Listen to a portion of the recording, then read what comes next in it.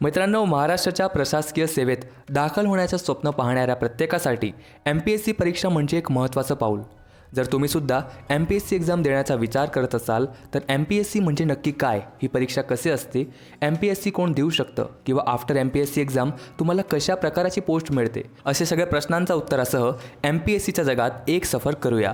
नमस्कार मित्रांनो, माझं नाव हर्षल आणि स्वागत करतो तुमचं आपल्या बाप्पा क्लासेस चॅनलवर. जर का तुम्ही या चॅनलवर नवीन असाल तर चॅनलला नक्कीच सबस्क्राईब करा, जेणेकरून तुम्हाला MPSC व UPSC बद्दल नवीनतम अपडेट मिळत राहतील.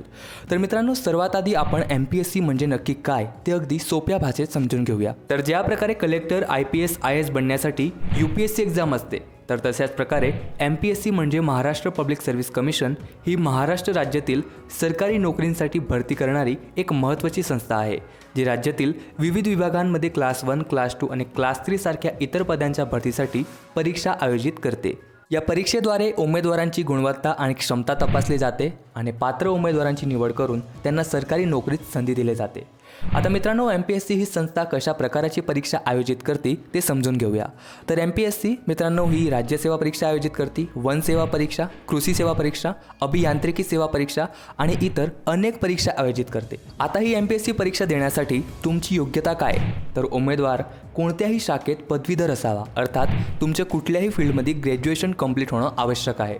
मग ते BA असो, BCom असो, BSc, BBA, BCA किंवा कुठलीही bachelor degree. In short, any graduates can apply for this exam. यासोबतच तुमची एज लिमिट 19 ते 38 वर्ष असली पाहिजे, ज्यात ST, SC आणि OBCच्या उमेदवारांसाठी एज रिलॅक्सेशन पण मिळते. आता जर MPSCचे विविध पोस्टबद्दल सांगायचं झालं तर MPSC क्लास 1मध्ये तुम्हाला deputy collector, deputy superintendent of police, deputy registrar for cooperative societies, deputy chief executive officer, block development officer for class 1, assistant commissioner for sales tax सारख्या इतर पोस्ट बघायला मिळतील.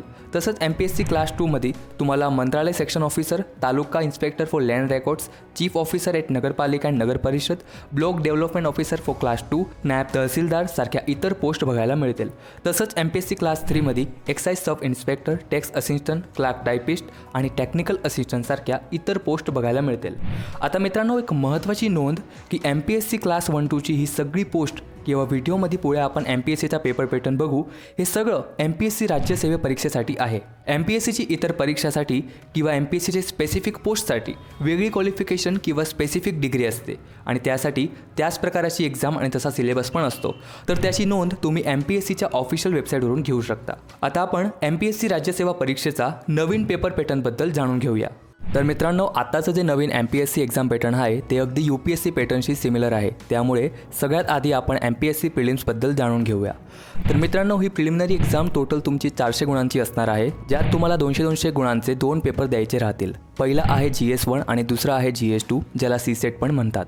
हे दोन्ही पेपर ऑब्जेक्टिव्ह टाईप असतील, म्हणजे MCQs प्रकाराचे, आणि ही एक्झाम तुम्ही मराठी किंवा इंग्लिश पैकी कुठल्याही भाषेत देऊ शकता, कारण मित्रांनो जे पेपर असतील ते दोन्ही भाषेत प्रिंटेड असतील.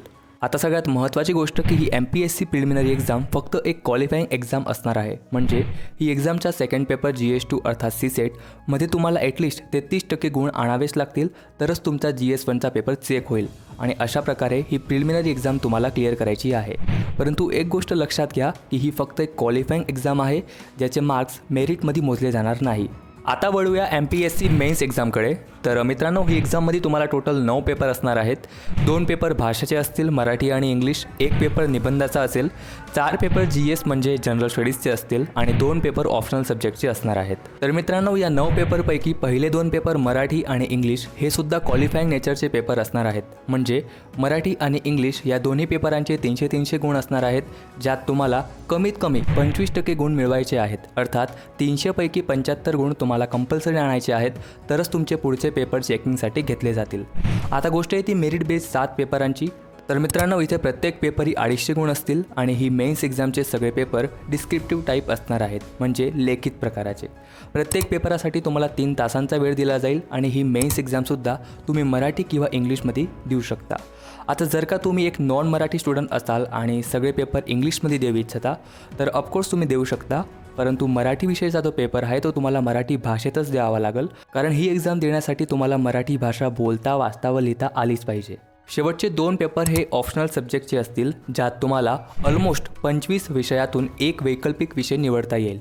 तर मित्रांनो, जर तुम्ही ही मुख्य परीक्षामध्ये उत्तीर्ण झालात तर तुम्हाला पुढे इंटरव्ह्यू राऊंड म्हणजेच मुलाखतीसाठी बोलवले जाईल. इंटरव्ह्यूचे टोटल 275 गुण असतील, तर मेन्स एक्झामचे 1750 आणि इंटरव्ह्यूचे 275 असे टोटल 2025 मार्क्समधून तुमचं मेरिट तयार होईल आणि तुम्हाला मिळालेल्या गुणांच्या आधारे तुम्हाला MPSC राज्यसेवेचा क्लास 1 किंवा क्लास 2ची पोस्ट दिली जाईल. तर मित्रांनो, आय होप हा व्हिडिओ तुमच्यासाठी हेल्पफुल राहिला असेल. तरीही तुमच्या मनात जर MPSC या परीक्षा संबंधित काही प्रश्न किंवा शंका असतील तर कमेंट करून नक्की सांगा, त्यावर तुम्हाला नक्कीच उत्तर मिळेल. तर यासह करतो व्हिडिओची समाप्ती. पुन्हा भेटूया UPSC MPSCची नवीनतम माहितीसह. तोपर्यंत हर हर महादेव.